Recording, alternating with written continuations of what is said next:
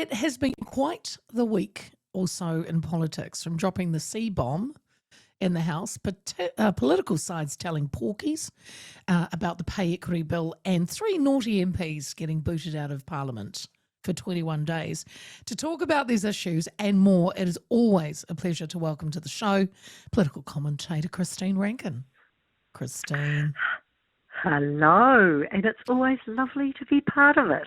I'll tell you what, we've been counting down to 3 o'clock to when you've been on. Not that my other guests haven't been amazing, but Kelly calls you Xteen, parent with a cross. That's the very... It's modern and hip, you see, you know. It's modern and hip. Very modern and hip. Oh, I like that. I must remember that. That's what the young people can say. Yeah, I'm not modern and hip. Well, no, for my my age, perhaps. But no, you and I wouldn't have come up with that, but Kelly did. Xteen. I like it. There's a lot, Xteen. There's a lot, Christine, here. The Powerful Privileges Committee, they've handed down 21 days suspension. That's your recommendation to Rawiri, Debbie and Hannah. Hannah gets 7 days for their part in the haka in the House during the reading of the Treaty Principles Bill. It's taken a while to get here. Did the committee get the punishment right? No, I don't believe they did, but I'm not sure the right punishment is available. And having said that, I can't tell you what it is, but what they've proposed seems awfully inadequate to me. I mean, here is a group of extreme racists, and I don't think we've ever faced this before, and you can't really describe them any other way because they do say and do some pretty disgusting things. Yes. And if it came from the other side, which I guess is us, that the cry throughout the country would be massive. There'd be protests, but nobody says a thing because it's them. And I don't think Parliament's ever had to deal with this before, so I doubt that there is anything that is really appropriate. And look, I do respect Judith Collins, and she said, this is an extreme punishment. Yes. Yeah, and I thought, holy hell, is it really? That's what I thought too, Christine. When she was like, I've never seen anything in the House like this. This is so extreme. I'm like, wowza, really? They lose their pay because they're never there anyway. They're only there when it's time to perform and to play up in some way. They don't actually attend. So it's all a bit of a joke and a have, isn't it? And so 21 days banned. The only other good thing is that they lose their money. But bearing in mind they do nothing for that money the rest of the time, I guess it doesn't matter. I don't know if you're aware of this gentleman. He's been on the show a couple of times, and I like what he's got to say. Elliot Ikele from Hobson's Pledge. I had him on. Oh, he's a lovely man. Yes, he is, and he speaks the truth like you do, Christine. And he said that he was quite happy with it because he said for what they did, but he did also say what you said, there is still racist and there's still issues. But he likened it to they were like children that are playing up, and if you don't correct their behaviour, it escalates. And he said we have seen an escalation of their bad behaviour and no one has corrected them. He said this at least... He said, while many might not think it's enough, this at least is the first time they have been corrected in the time they've been in there. He said, so we'll look at that as a win. And I think he has a point. And he does have a point, but if you wait too long to discipline your children, the discipline makes no difference. And we have tolerated a lot. We've tolerated absolutely disgraceful behaviour.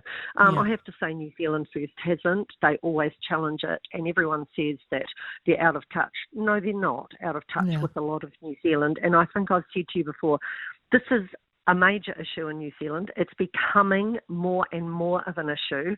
And when you let extremes on either side dominate or offend to the level that they offend, you just push people further into whichever corner they're in, and that's not our future. So I do despair, and I think over time Parliament will have to find some penalties that are greater than this, because I don't believe that penalty is going to have any effect at all. They're on a mission.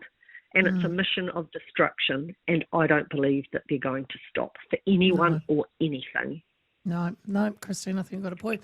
So what do you think then, I just thought of it then, about being in effect, you said something about ineffective, some of these things that, you know, we might say to them, but what do you think of Jerry Brownlee and how he handles the House?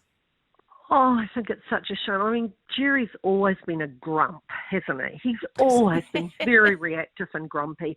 And from that, I thought he would be a bit of a disciplinarian in the House, like knowing when to let them go. So it's sort of entertaining and fulsome. But he's pathetic. He's weak.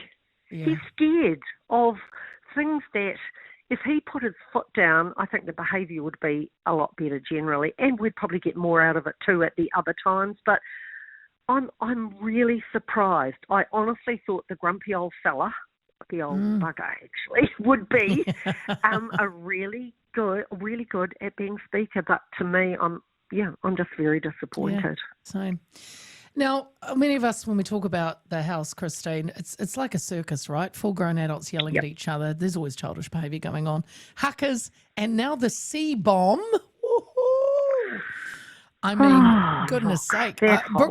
Brooke van Velden, she did it in the House yesterday to reference an article by journalist Andrea Vance where she called Brooke and other senior women ministers girl bosses, hype squads, references to girl math and the C word. Now, might I say, this is also a woman, as you know, has also written articles about the rise of abuse of women politicians. So firstly, what did you make? What did do? I mean, Winston had his head in his hands. He was beyond himself. I think good on her. I think good on Brooke. She was Labour. Tanetti brought it up. Jan Tanetti brought it up.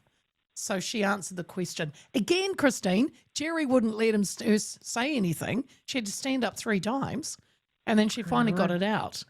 But what do you think? Did she go too far? Well, I haven't watched Question Time, but what I've heard is that even though it's not something that would normally happen in the House, and I don't like it, I have to say if they don't have the standards, I mean, it almost sets the standard for the rest of New Zealand in terms of professional behaviour. If they don't have the standard, I don't know where it comes from. Yeah. But from all the discussion about it today, those who've watched it said she presented it perfectly and it needed to be included for her to get over the message that she was giving. And, you know, Andrea Vance lowered herself in a way that will never be forgotten. I am so disappointed. You can't fight on one side, and then when you don't like a person that is in that position, go after them in such an appalling way.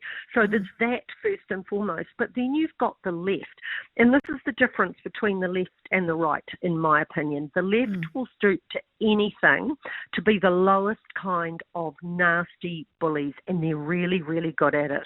And, you know, I worked as a chief executive in and out of Parliament a lot, and I worked with all of the political parties of the time.